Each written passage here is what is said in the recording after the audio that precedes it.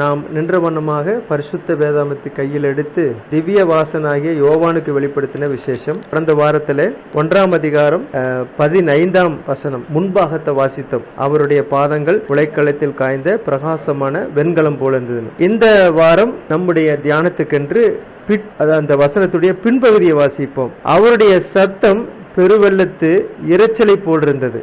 அவருடைய சத்தம் பெருவெள்ளத்து இரைச்சலை போல் இருந்தது. நாம் தலைகளை தாழ்த்தி ஜெபம் செய்வோம். மகத்துவமுள்ள தேவனே, மகிமை பொருந்தியவரே, மாட்சிமை நிறைந்தவரே, எங்கள் கர்த்தராகிய இயேசு கிறிஸ்துவே, உம்முடைய பிள்ளைகள் இயங்கும் போது உம்முடைய வார்த்தையினாலே நீர் போஷிக்கிற என்றென்றைக்கும் தேவனாயிருக்கிறீரப்பா. கழுகு தன் குஞ்சுகளுக்கு போஷிக்கிறது போல நீர் மகத்தான யெகோவா கழுகு நீரப்பா. நாங்கெல்லாம் உம்முடைய கழுகு குஞ்சுகள் பிதாவே. வார்த்தை என்னும் மன்னாவினாலே எங்களை ஒவ்வொரு நாளும் போஷித்து வருகிற கர்த்தரப்பா. இந்த நேரத்தில் கூட நாங்கள் உம்முடைய பந்தியில வந்திருக்கிறோம் பிதாவே. நீர் எங்களுக்கு இந்த நாளுக்குரிய மன்னாவை எடுத்து எங்களுக்கு தரும்படியாக கேட்கிறோம் பிதாவே. ஆமாண்டவரே, உம்முடைய வார்த்தைக்கு நேராக எங்களை ஒருமுகப்படுத்தும் பிதாவே. உம்முடைய வார்த்தையினாலே எங்களை கட்டி போடும் பிதாவே. இந்த நேரத்தில் எங்களுடைய அறிவோ, எங்களுடைய ஞானமோ, எங்களுடைய புத்தியோ ஒரு விதத்திலும் வெளிப்படக்கூடாது பிதாவே. முழுவதும் பலமுள்ள தூதனாகிய பரிசுத்த ஆவியானவருடைய சித்தம் மாத்திரமே வெளிப்பட வேண்டுமாய் நாங்கள் கேட்கிறோம் கர்த்தா. தயவாய் எங்களுடைய அவிசுவாசங்களையும் தவறுகளையும் பாவங்களையும் மன்னிப்பீராக. இந்த நேரத்துக்குரிய ஆவியினாலே எங்களை அபிஷேகம் பண்ணுவீராக. எங்களில் யாராவது பலவீனமாயிருந்தால் எங்களை பலப்படுத்தும் அப்பா. எங்களில் யாராவது வியாதிப்பட்டிருந்தால் உடைய தழும்புகளாலே அவர்கள் குணமாகட்டும் பிதாவே. ஆமாண்டவர், நீர் உடைய வார்த்தையை அனுப்பி குணப்படுத்துகிற தேவனாயிருக்கிறீர். சர்வ வல்லமுள்ள தேவனே, இந்த நேரத்தில் கூட என்னுடைய ஆவி, ஆத்மா, சரீரத்தை முழுவதும் இயேசு கிறிஸ்துவின் ரத்தத்துக்குள்ளும் பரிசுத்தாவிக்குள்ளும் கொண்டு வருகிற பிதாவே. ஆமாண்டவரே, என் உதருக்கு காவல் வையும், என் அப்பா வாய்க்கு கடிவாளம் போடும். சத்தம் என்னுடையதா இருந்தாலும் வார்த்தை உம்முடையதா இருக்க வேண்டும் என்று நாங்கள் தயவாய் கேட்கிறோம் பிதாவே. நாங்கள் உம்மிடத்தில் கற்றுக்கொள்ள வேண்டிய காரியத்தை எங்களுக்கு கற்றுத்தாரும். நீர் குயவன், நாங்கள் களிமண். எங்களை எவ்விதமாக வணைந்து கொள்ள விரும்புகிறீரோ அவ்விதமாக வணைந்து கொள்ளுங்க பிதாவே. இந்த நேரத்தில் கூட உம்மால மீட்கப்பட்ட கூட்டமாகிய நாங்கள் உம்முடைய சமூகத்தில் எங்களை தாழ்த்துகிறோம். ஏனெனில் 2 பேராவது 3 பேராவது என் நாமத்தினால் எங்கே கூடியிருக்கிறீர்களோ அங்கே அவர்கள் நடுவில் இருக்கிறேன்னு சொல்லி இருக்கிறீர்கள். எங்களை முழுவதும் உம்முடைய ஆவியின் கட்டுப்பாட்டுக்குள்ளாக எடுத்துக்கொள்வீராக. இந்த நேரத்தில் நீர் எங்களோடு பேசு, நாங்கள் கேட்க உதவி செய். எல்லாவற்றையும் உம்முடைய நாமத்தின் மகிமைக்கென்று கர்த்தராகிய இயேசு கிறிஸ்து நாமத்தில் கேட்கிறோம். ஆமென். நீங்கள் உட்காரலாம். சபையோருக்கு என்னுடைய காலை வணக்கத்தை நான் தெரிவித்துக் கொள்கிறேன். கர்த்தர் ஒவ்வொருவரையும் ஆசீர்வதிப்பாராக. நாம ஏறக்குறைய இந்த 3 வாரங்களாக அன்பின் சீசன் யோவான் பத்ம தீவிலே கர்த்தருடைய நாளிலே ஆவிக்குள்ளான போது அங்கே அவன் கண்ட 7 விதமான மகிமையை குறித்து நாம் தியானித்து கொண்டு வருகிறோம். அந்த 7 விதமான மகிமையை குறித்து வேதம் என்ன சொல்லுகிறது, இந்த நாளுக்குரிய செய்தி என்ன சொல்லுகிறது என்பதை நாம் புசித்து கொண்டு வருகிறோம். மனுஷகுமாரனுடைய மாம்சத்தை புசித்து கொண்டு வருகிறோம். இந்த வாரத்தில் நாம் வாசித்த அந்த வேத வார்த்தையின்படி அவருடைய சத்தம் பெருவெள்ளத்து இரைச்சல் போல இருந்தது. இந்த நாளுக்குரிய செய்தி இல்லாமல் எந்த ஊழியக்காரனாவது ஜனங்களை சந்தோஷப்படுத்த வேண்டும், ஜனங்களை தக்க வைத்துக் கொள்ள வேண்டும் என்று ஒரு வகையில் நானே அதை பிரசங்கம் பண்ணினால் நானும் ஒரு மாய்மாலக்காரன். அப்ப இந்த நேரத்துக்குரிய அந்த செய்தியை தேவன் கொடுக்கிற வண்ணமாகவே நாம் எடுத்துக்கொள்ள வேண்டும். ஆகையினால நாம் இந்த மனுஷகுமாருடைய மாம்சத்தை, வார்த்தையை புசித்து கொண்டு வருகிறோம். இதுதான் நமக்கு ஜீவனாய் இருக்கிறது. வேதம் நமக்கு சொல்லுகிறது, மனுஷன் அப்பத்தினால மாத்திரமல்ல தேவனுடைய வாயிலிருந்து புறப்படுகிற ஒவ்வொரு வார்த்தையினாலும் ஜீவிப்பான். இங்கே நாம் கவனிக்கிறோம் வேதத்தை, அவருடைய சத்தம் பெருவெள்ளத்து இரைச்சல் போல இருந்தது. அதை 2 பாகமாக நம்ம பிரிக்கிறோம். எப்படி பிரிக்கிறோம்னா, முதலாவது அவருடைய சத்தம், இரண்டாவது பெருவெள்ளத்தின் இரைச்சல். அப்படிங்கிற 2 வகையா நம்ம பிரிக்கிறோம். முதல் என்ன, அவருடைய சத்தம். முதலாவது அவருடைய சத்தத்தை நாம கவனிப்போம். அவருடைய சத்தமானது என்ன? எந்த ஒரு மனுஷனுடைய சத்தமும் சத்தம் என்பது அவனுடைய வாயின் வார்த்தையே. எந்த மனிதனின் சத்தம் என்பது, ஒரு மனிதனுடைய சத்தம் என்பது அவன் வாயினுடைய வார்த்தை. புரிகிறதா? அப்போ அவருடைய சத்தம் என்பது என்ன? அவருடைய சத்தம் என்பது இந்த பரிசுத்த வேதாகம் தான். தேவனும் தேவனுடைய வார்த்தையும் நாம பிரிக்கவே முடியாது. நம்மையும் நம்முடைய வார்த்தையும் பிரிக்க முடியுமா? முடியாது. அதே போல தேவனும் இதோட வார்த்தையும் நாம பிரிக்க முடியாது. அதனாலதான் அவருடைய சத்தம் என்பது என்ன? அவருடைய சத்தமானது இந்த பரிசுத்த வேதாகமம். அதனாலதான் வேதாகமத்துல உபாகமத்துல படிக்கிறோம், பிரசங்கில படிக்கிறோம், வெளிப்படுத்தின விசேஷத்துல படிக்கிறோம். இந்த வார்த்தையிலிருந்து ஒன்றை கூட்டுவதோ ஒன்றை எடுத்து போடுவதோ இல்லை குறைப்பதோ அதை செய்யவே நம்ம கூடாது. ஆமேன். அந்த சத்தம் என்ன சத்தம் இடுதோ அதிலே நாம் நிலைத்திருக்க வேண்டும். ஆமேன். கவனியுங்கள், இந்த பரிசுத்த வேதமானது வேற எந்த புனிதமான புஸ்தகத்தை காட்டிலும் வித்தியாசமான ஒரு புஸ்தகம். இது இந்த பரிசுத்த வேதாகமானது மேற்காசியா அந்த உரைநடையில எழுதப்பட்டது. இன்னைக்கு அநேக புனித புத்தகங்கள் சொல்லுவாங்க, குரான், பகவத்கீதை, ஒவ்வொரு மதங்களுக்கும் புனிதமான புத்தகங்கள் உண்டு. ஆனா அந்த புனிதமான புத்தகங்கள் எல்லாமே சடங்காச்சாரங்களும் ஒழுங்குகளும், அதாவது நல்ல நெறிகளும் சொல்லப்பட்ட ஒரு புஸ்தகம். ஆனா இந்த தேவனுடைய சத்தமாகிய இந்த பரிசுத்த வேதாகம் மாத்திரம்தான் ஒரு மனிதன் எங்கிருந்து வந்தான், எங்கு இருக்கிறான், எங்கே போகிறான் என்கிற லைஃப் வாழ்க்கை பற்றி சொல்லிக் கொடுக்கக்கூடிய ஒரு புஸ்தகம் அவருடைய சத்தமாகிய இந்த வேதாகம் தான். வேதாகமத்தை போல இந்த பூமியில எந்த புஸ்தகம் கிடையாது. ஏன்னா இந்த பரிசுத்த வேதாகமானது வார்த்தையின் வடிவில் இருக்கிற தேவனாய் இருக்கிறது. வேதாகம் எப்படி இருக்கிறது? வார்த்தையின் வடிவிலே இருக்கிற தேவனாய் இருக்கிறது. புரிகிறதா? வார்த்தையானது அப்படியாவதுக்கு முன்பு தேவனுடைய சிந்தையில் இருந்தது. அது பேசப்பட்ட போது வார்த்தையாக வெளிப்பட்டது. பாருங்க, அது ஒரு வார்த்தையா இருந்ததுக்கு முன்னாடி அது ஒரு சிந்தனையாக இருக்க வேண்டும். வெளிப்படுத்தப்பட்ட ஒரு சிந்தனையே ஒரு வார்த்தையாகும். ஒரு வார்த்தை என்பது சிந்தை வெளிப்படுதல் ஆகும். ஒரு வார்த்தை என்பது வெளிப்படுத்தப்பட்ட ஒரு சிந்தனையாகும். தேவன் ஆதியிலே வார்த்தையா இருந்தார். அவர் எப்பொழுதும் வார்த்தையா இருக்கிறார்.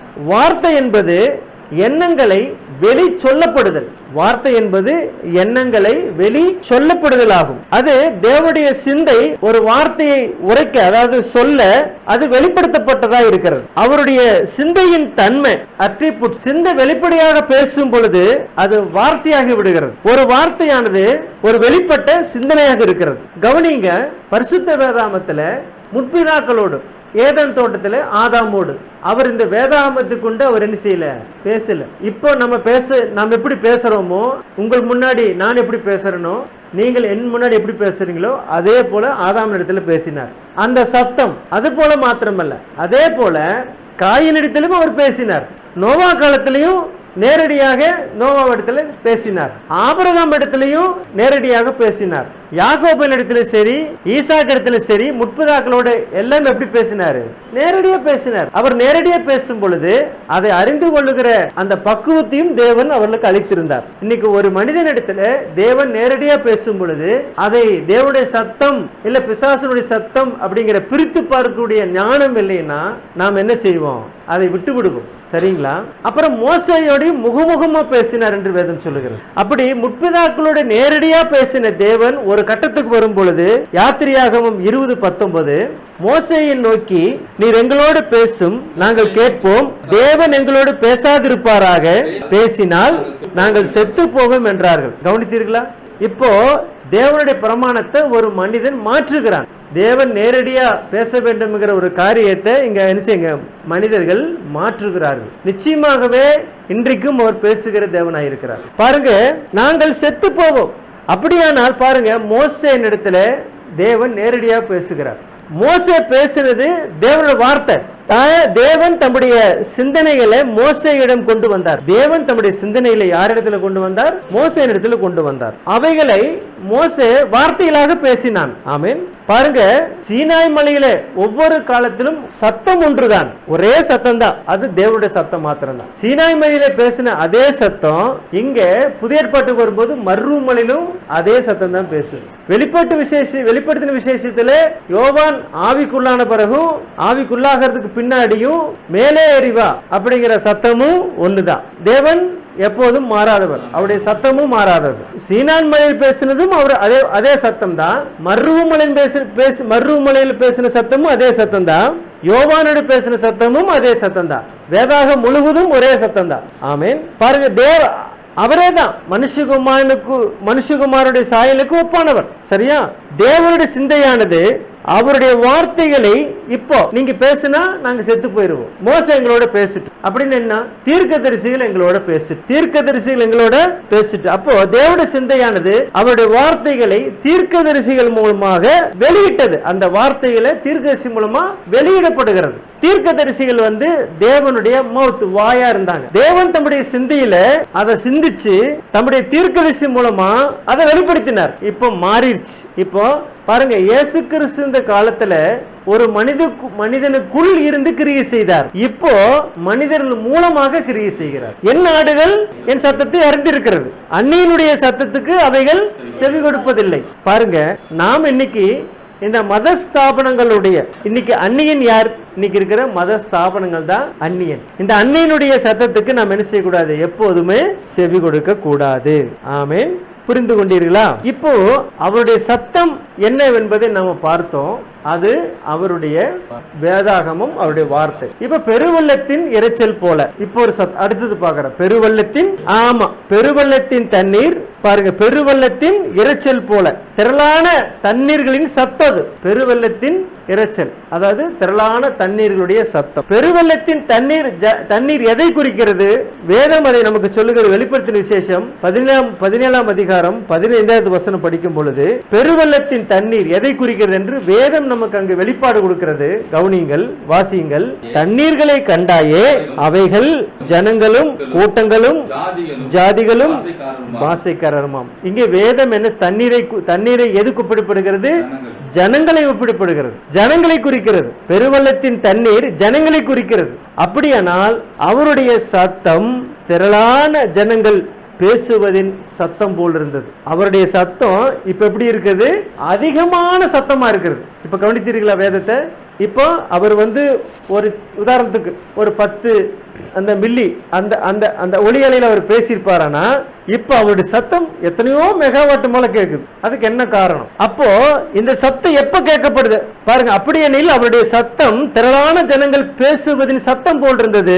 இது எப்ப அப்படின்னா இது நியாய தீர்ப்புல நேர அது நடக்கக்கூடிய ஒரு சம்பவத்தை காண்பிக்கிறது. இங்க நம்ம என்ன கவனிக்கிறப்பன்னா எபிரேயர் புஸ்தகம் 6ஆம் அதிகாரத்துக்கு வரும்பொழுது அங்கே ஸ்நானங்களுக்கு அடுத்த உபதேசம், கைகளை வைக்குதல், மரித்தோர் உயிர்த்தெழுதல், நித்திய நியாய தீர்ப்பு அப்படின்னு சொல்லி நம்ம பார்க்கிறோம். நீங்க கவனிங்க, அந்த வார்த்தைங்க நியாய தீர்ப்புங்கிற வார்த்தை எப்படி பதிவிடப்பட்டிருக்கிறது கவனிக்கணும். என்ன சொன்னா வெறும் நியாய தீர்ப்பு இல்ல, நித்திய நியாய தீர்ப்பு, அதாவது எட்டர்னல் ஜட்ஜ்மெண்ட், நித்திய நியாய தீர்ப்புன்னு அப்படின்னு சொல்லி அங்க வேத வசனத்திலே நாம் பார்க்கிறோம்.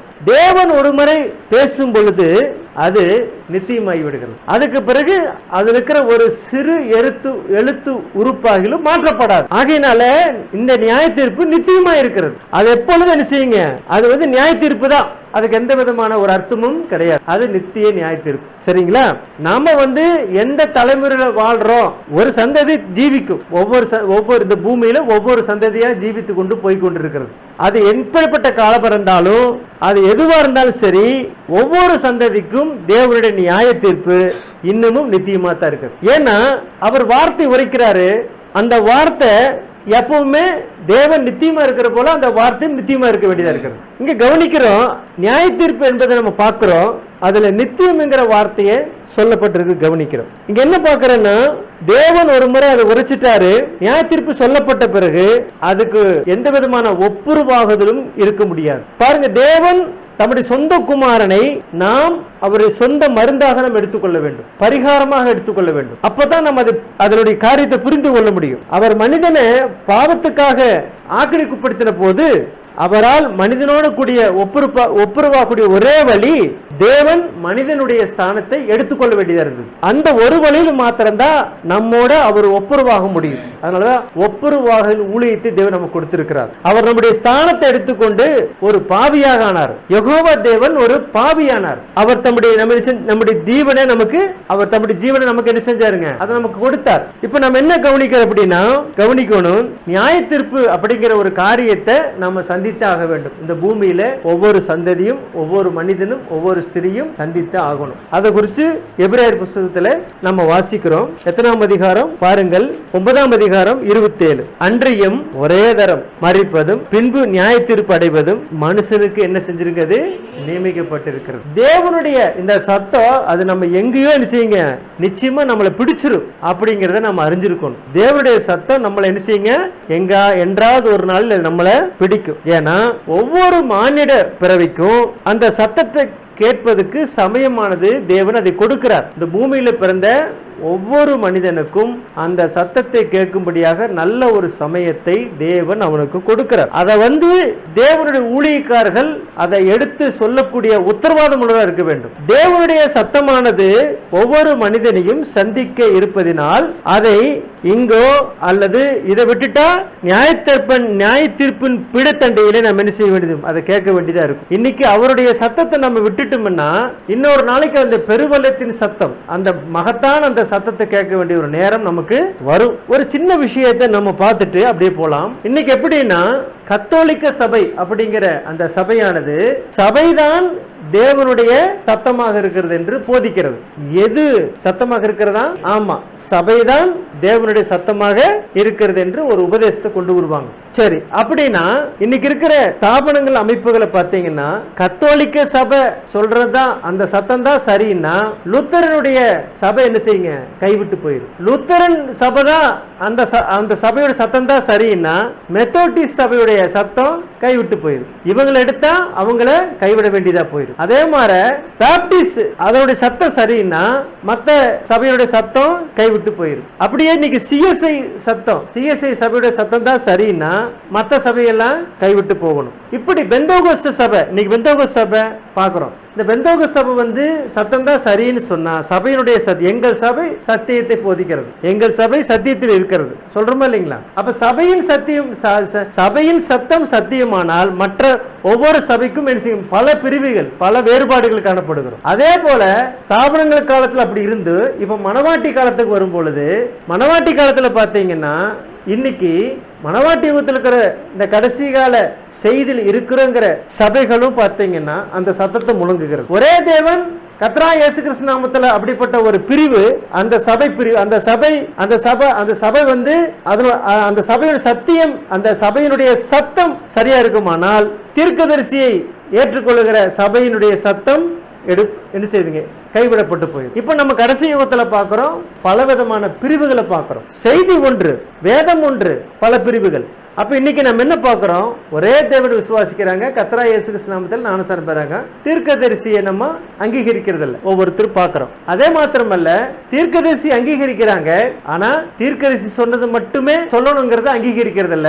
அவர் கர்த்தர் உரைக்கிறத மட்டும் நம்ம எடுத்துக்கொள்ளலாம், அதெல்லாம் வேண்டியது இல்ல அப்படின்னு ஒரு பிரிவினரை பார்க்கிறோம். அதே மாதிரி பாத்தீங்கன்னா 7வது முத்திரை திறக்கப்படல, இடிமுழக்கம் சத்தம் வெளிப்படல, இன்னொரு செய்தி வரும், இன்னொரு நபர் வருவார் அப்படின்னு ஒரு பிரிவினர் இருக்கிறாங்க. இன்னொரு பிரிவினரை பார்க்கிறோம், 7வது முத்திரை திறந்துருச்சு, கர்த்தருடைய வருகை வந்துருச்சு, நம்ம கர்த்தருடைய வருகையில் இருக்கிறோம், இன்னும் கர்த்தருடைய வருகை முடியலன்னு ஒரு பிரிவினர் இருக்கிறாங்க. அதே போல 7வது முத்திரை திறந்தாச்சு, கர்த்தர் வந்துட்டாரு, நம்ம எடுத்துக்கொள்ளப்படுதல போயிட்டோம் அப்படின்னு ஒரு பிரிவினர் இருக்கிறாங்க. நம்ம 1000 வருஷ ஆட்சியில் இருக்கிறோன்னு ஒரு பிரிவினர் இருக்கிறாங்க. நம்ம உபத்திர காலத்தில் இருக்கிறோன்னு ஒரு பிரிவினர் இருக்கிறாங்க. இன்னைக்கு இருக்கிற சபையுடைய பிரிவுகளுடைய நிலையை நம்ம கவனிக்கிறோம். இன்னொன்னு, நம்ம 1000 வருஷ ஆட்சியை கடந்து வெள்ளை சிங்காசனங்களை கடந்துட்டோம். மோசே எலியாவன் தீர்க்கதரிசனம் சொல்லிட்டாங்க, நம்ம வெள்ளை சிங்காசனத்தை தாண்டி புதியவன புதிவில நித்தியத்தில் இருக்கிறோம் நம்ம அப்படின்னு சொல்லி ஒரு பிரிவு இருக்கிறாங்க. இப்படி ஒவ்வொரு பிரிவுக்கும் மாறுபட்டதான உடன்பாடு இல்ல. கவனிக்கிறீங்களா? அது எப்படி அந்த ஸ்தாபனங்கள் காலங்களிலே நம்ம கவனிக்கும் போது ஒருத்தருக்கு ஒருத்தர் என்ன செய்யறது இல்ல, உடன்படுறது இல்ல.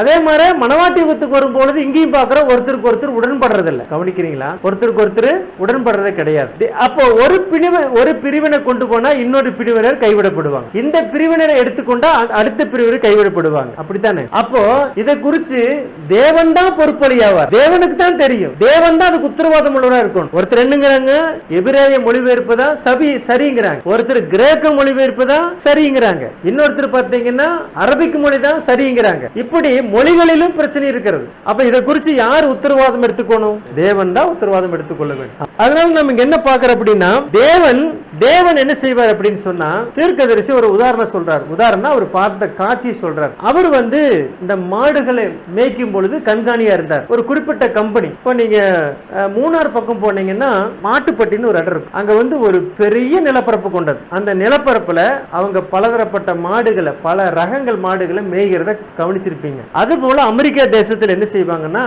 பலதரப்பட்ட மாடுகளை இனங்களை வாங்கி கம்பெனிகள் வாங்கி என்ன செய்யுமா, அங்க அந்த புல்வெளி பகுதியில அனுமதி வாங்கிட்டு உள்ள விடுவாங்களாம். அது என்ன செய்யுமா, அந்த மாடுகள்லாம் போய் என்ன செய்யுமா, மேய்ந்து கொண்டிருக்குமா, அதெல்லாம் கண்காணிக்கணுமா. அப்படி கண்காணிக்கும் போது இந்த மாடுகள்லாம் வந்து ஒவ்வொரு கம்பெனி, அது ஒவ்வொரு கம்பெனி மாடு வாங்கும் இல்ல, அந்த கம்பெனி அந்த கம்பெனியுடைய என்ன செய்யுமா, அந்த காதுல மாட்டி விட்டுருவாங்களா, இது வந்து லான் போர்டு, இது வந்து இந்த மாதிரி கம்பெனி அப்படின்னு சொல்லி போட்டுருவாங்களா. ஆனா பாருங்க, அந்த உள்ள விடக்கூடிய என்ன செய்வானா, அந்த புல்களை மேய்க்கிற அனுமதி வாங்கி இருக்கும் பொழுது என்ன செய்வானா, ஒவ்வொரு கம்பெனியிலும் மாடுகளும் உள்ள போகுமா. அப்படி உள்ள போகும்போது பாத்தீங்கன்னா அந்த கண்காணிப்பாளர் எதை பார்ப்பானா, நீ லுத்தரன் அப்படிங்கறத பார்க்க மாட்டானா, நீ சிஎஸ்சி அப்படிங்கறத பார்க்க மாட்டானா, நீ பெந்தகோஸ்தர் அப்படின்னு சொல்லி assembly of God, church of God அப்படின்னு பார்க்க மாட்டானா. எல்லாம் அந்த கம்பெனி மாடுக்கு தான் உள்ள போகுது. புரியுதுங்களா? இன்னைக்கு சபைகள் எப்படி இருக்குது, கம்பெனிகள் ஆயிருச்சு.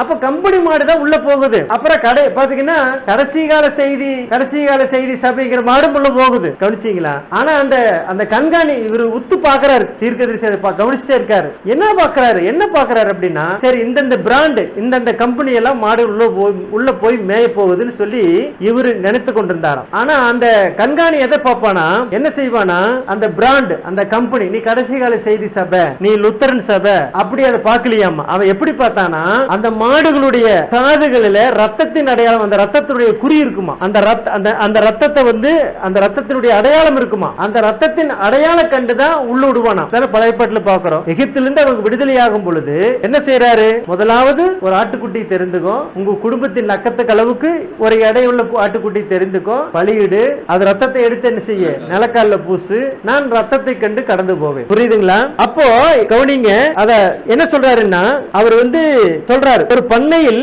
அதாவது நான் கொலராடோவில் ஒரு பண்ணையில கால்நடைகளை பராமரிக்கும் பணியில் இருந்தேன். அங்கே ட்ரம்புல்சம், அதாவது புல்கள் இருந்த இடம், ஹையர் போர்டு அப்படிங்கிற அந்த கம்பெனி இப்படி சொல்றாங்க. அந்த மந்தையை மேய்க்கிறவர்கள் தங்களுடைய கால்நடைகள் மேய்ந்து கொண்டு வழிமாறி குறிப்பிட்ட இடத்து தாண்டி போகாதபடிக்கு அதை சுற்றி வேலை எடுப்பாங்களாம். கால்நடைகள் உள்ளே வரும்போது அந்த அதிகாரி அங்கே நின்று கொண்டு அவற்றை கணக்கெடுத்துக் கொண்டிருப்பான். அந்த அதிகாரிகள் கணக்கெடுப்பதை அநேக முறை நான் என்னுடைய கால்களை அந்த குதிரை சேனை கொம்பன் மேல் வைத்துக் கொண்டு கவனித்திருக்கிறேன். அப்பொழுது எல்லா பெயர் குறிப்பு வகையை சேர்ந்தும் உள்ளே செல்லும். எல்லா கம்பெனியில மாடுகள் நிச்சயமா உள்ள போகும். அப்பொழுது அந்த அதிகாரி அது எந்த பெயர் வகையை சேர்ந்தது என்று பார்ப்பதில்லை. அது கத்தோலிக் பிராண்டா, இல்ல சிஎஸ்சி பிராண்டா, பெந்தகோஸ் பிராண்டா, ஏஜி பிராண்டா, அப்படி பார்க்கறது இல்ல.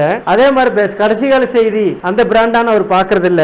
அது பிளட் டேக் இருக்குமா, ரத்த சீட்டு, அது உடையவா இருக்கிறது என்று பார்ப்பான். அந்த ரத்த சீட்டு அது பாருங்க, அப்படி என்றால் அந்த பள்ளத்தாக்குல மேயவே முடியாது. அந்த ரத்த சீட்டு இல்லாம உள்ள போக முடியாதா. அப்போ அதை கவனித்துக் கொண்டிருப்பதுதான் தீர்க்கதரிசிக்கு ஒரு காரியம் மனசுல உண்டாகி ரொம்ப சத்தம் விடுறார். நியாய தீர்ப்பு நாளிலேயும் அந்த விதமாகத்தான் இருக்கும். நான் சபையின் பிரமாணங்களை காத்துக்கொண்டேன், சபையை அண்டிக் கொண்டேன், சபையை அப்படின்னு சொல்லி சபை இன்னைக்கு வந்து என்ன செய்யக்கூடாது, குலதெய்வ சாயமா வச்சுக்கூடாது. நியாய தீர்ப்பின் நாளிலும் அந்த விதமாகத்தான் இருக்கும். அப்பொழுது அவர்கள் எந்த பெயர் குறிப்பை, அதாவது சபையினுடைய பெயர்கள் பெற்றிருக்கிறாள் என்று பார்க்க மாட்டார். என்ன செய்ய மாட்டாரா? ஆமா, கடைசி கால செய்தி சபையை சேர்ந்தவனா உள்ளவா அப்படின்னு சொல்ல மாட்டாரா. நீ அந்த சபையை சேர்ந்தவனா உள்ளவான்னு சொல்ல மாட்டாரா. ஆனால் ரத்த சீட்டை கொண்டு வருவாய் இருக்கிறோமே என்று பார்ப்பார். ஆமென். அதுதான் காரியம். அவர் அந்த ரத்தத்தை பார்க்கும் பொழுது நாம் உள்ளே போகலாம், அவ்வளவுதான். அந்த நேரத்தில் நம்முடைய பெயர் குறிப்புகள் எல்லாம் எப்போதோ மறக்கப்பட்டிருக்கும். அதுக்காக நான் மிகவும் சந்தோஷப்படுகிறேன். ரத்த சீட்டு இருக்கா, அந்த ரத்தத்தின் அடையாளத்தை கண்டு தேவன் கடந்து போவார். சரி, 2000 ஆண்டுகளுக்கு முன்பாக அந்த ரத்தம் சிந்தப்பட்டது, உண்மைதானே? இப்ப அந்த ரத்தம் என்னவா இருக்கிறது கவனிங்கள். இன்னைக்கு அந்த ரத்தம் பரிசுத்த ஆவியா இருக்கிறது. அந்த ரத்த ரசாயன ஒரு ஜீவன் இருந்தது. அந்த ஜீவன் ஆவியா இருந்தது. அந்த ஜீவன் ரத்தம் பூமியில சிந்தப்பட்ட உடனே அந்த ரத்தத்தில் இந்த ஜீவன் பரிசுத்த ஆவியாக இப்ப வந்துருச்சு. ஆமென். இன்னைக்கு அந்த பரிசுத்தாவின் அடையாளம் இருந்தா மட்டும்தான் நாம் நியாய தீர்ப்பில் என்ன செய்ய முடியும், தப்பித்துக் கொள்ள முடியும். புரியுதுங்களா? அதனால நம்ம என்ன பார்க்கிறோம் அப்படின்னு சொன்னா, இங்க கவனிக்கிறோம், இந்த திரளான சத்தம், அப்படியெனில் அவருடைய சத்தம் திரளான ஜனங்கள் பேசுவது சத்தம் போன்றது. அப்படித்தானே? இது நியாய தீர்ப்பில் நேரப்போவதை காண்பிக்கிறது. இத்தனை காலங்களாக திரளான சாட்சிகள் பரிசுத்த ஆவியின் மூலம் இயேசுவை குறித்து சாட்சி கொடுத்து அவருடைய சுவிசேஷத்தை பிரசங்கித்து வந்தாங்க. எத்தனை ஆண்டு காலமாக? இந்த 2000 ஆண்டு காலமாக.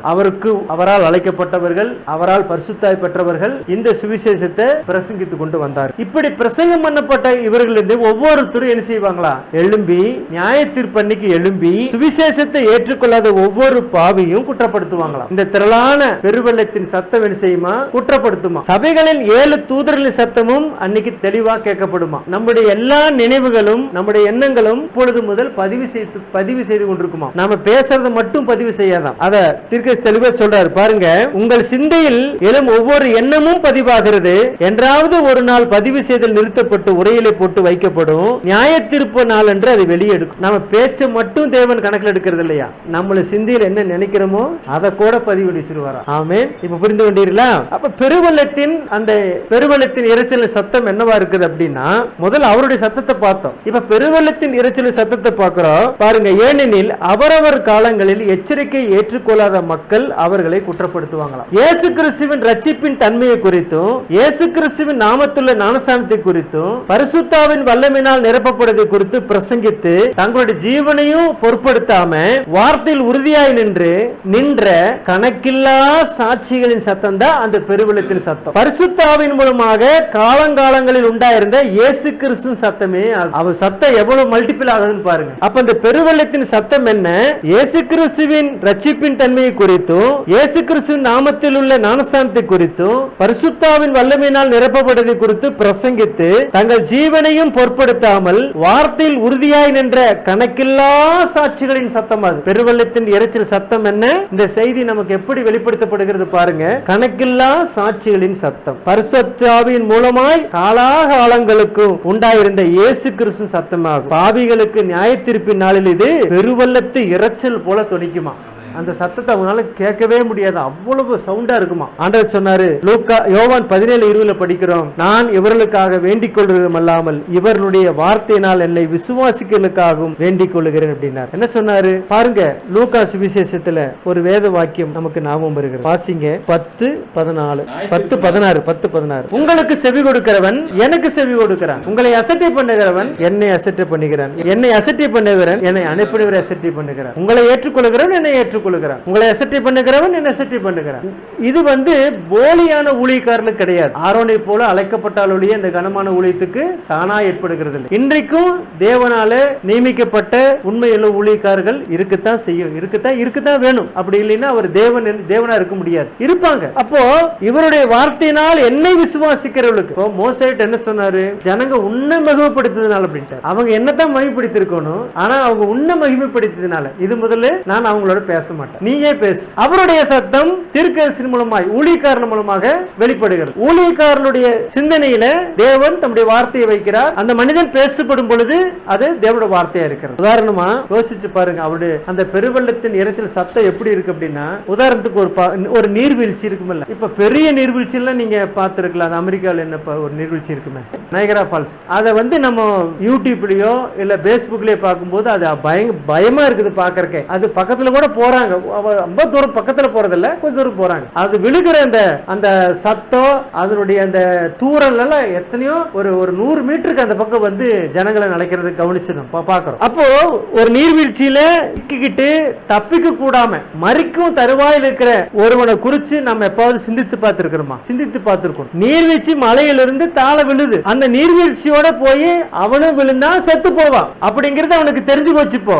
அப்போ அந்த சமயத்துல அந்த நீர்வீழ்ச்சியின் சத்தம் அவனுக்கு எப்படி இருக்கு யோசிச்சு பாருங்க. அது போன்றதான் நியாய தீர்ப்பு நாள்ல வரப்போகும் ஆக்கினியை குறித்து எச்சரித்த திரளான சாட்சிகளின் பெரு சத்தம்.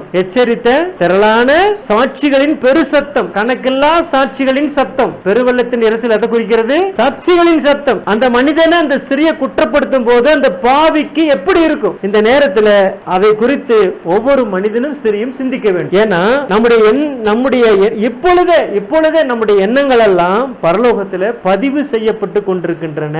அங்கே நம்முடைய எண்ணங்கள் நம்முடைய வார்த்தை காட்டிலும் சத்தமாய் பேசுகிறது.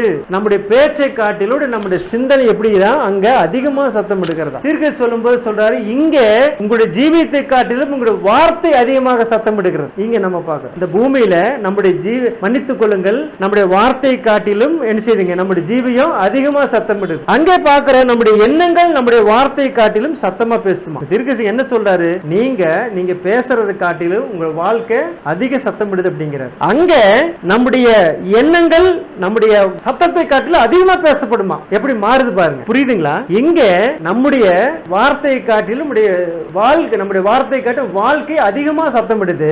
அங்க போகும்போது நம்முடைய வார்த்தை காட்டிலும் நம்முடைய சிந்தனைகள் அதிகமாக சத்தமிடும். ஆமென். அதனால வசனத்தை கேட்டு நித்திய ஜீவனுக்கென்று அதை பற்றி கொள்ள நமக்கு ஒரு கடைசி அழைப்பா கூட இது இருக்கலாம். இப்பொழுது அதை ஏற்றுக்கொள்ளாமல் இருந்தா நியாயத்தீர்ப்பு நாளில ஒவ்வொரு மனிதனுக்கும், இந்த சுவிசேஷத்தை ஏற்றுக்கொள்ளாத ஒவ்வொரு மனிதனுக்கும், ஸ்திரீகளுக்கும் பெருவெள்ளத்திலிருந்த இறைச்சல சத்தத்தை கேட்கும் போது சமயம் முடிஞ்சிருக்கும். அதனால கவனிச்சீங்கன்னா இன்னொன்னு பாருங்க, அந்த தண்ணீரை குறித்து இன்னொரு உதாரணத்தை பார்க்கிறோம். அந்த மாதிரி பெரிய அருவிகளை பார்த்திருப்போம், அப்படித்தானுங்க, பெரிய அருவிகளை பார்த்திருப்போம். ஆனா இப்போ நீர் ஓடைகளை பார்க்கிறோம், அப்படியே சலசலன்னு அப்படியே மெதுவா. அதாவது தண்ணீர் எப்பொழுதும் இறையாமல் இனிமையாகும் சத்தம் உண்டாக்கும் ஓடைகளிலும் ஆறுகளிலும் தண்ணீர் அலைகளாக செல்லும் போது அதன் சத்தத்தை கேட்பதற்கு இனிமையாக இருந்து மனதுக்கு சந்தோஷத்தையும் சமாதானத்தையும் அளிக்கும். கவனிச்சிருக்கிறீங்களா? சில மனிதர்களுக்கு அந்த நீரோட முன்னாடி போய் கொந்துக்குவாங்க, அது அப்படியே சரசரசன்னு ஓடுற இனிமையான சவுண்டு அந்த மனிதனுக்கு எப்படி இருக்கும், ஒரு சமாதானத்தை ஒரு சந்தோஷத்தை கொடுக்கும். அதே போலதான்